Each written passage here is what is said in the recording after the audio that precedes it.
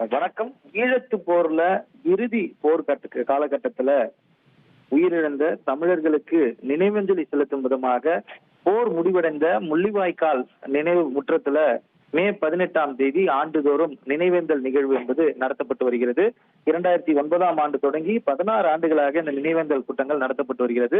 இந்த நிலையில தமிழக வெற்றிக் கழகம் ஏற்கனவே அவரது கொள்கை பிரகடன மாநாட்டில் திராவிட அரசியலை ஒரு கொள்கையாகவும், அதே போல தமிழ் தேசிய அரசியலை ஒரு கொள்கையாகவும் அறிவித்திருந்தனர். அந்த அடிப்படையில இனப்படுகொலை நினைவேந்தல் நாளை முன்னிட்டு தமிழ்நாடு முழுவதும் இருக்கக்கூடிய இடங்கள்ல இனப்படுகொலை நினைவேந்தல் நிகழ்வு நடத்த வேண்டும் என தலைமை தாவேகா மாவட்ட செயலாளர்களுக்கு அறிவுறுத்தல் வழங்கியது. அதன் அடிப்படையில தாவேகாவுடைய பொதுச் செயலாளர் ஆனந்த், துணை பொதுச் செயலாளர் CTR நிர்மல்குமார், அதே போல கொள்கை பரப்பு செயலாளர் ராஜ்மோகன் உள்ளிட்ட நிர்வாகிகள் கலந்து கொண்ட நினைவேந்தல் நிகழ்ச்சி சென்னை திருவான்மியூர்ல நடைபெற்றது. அதே போல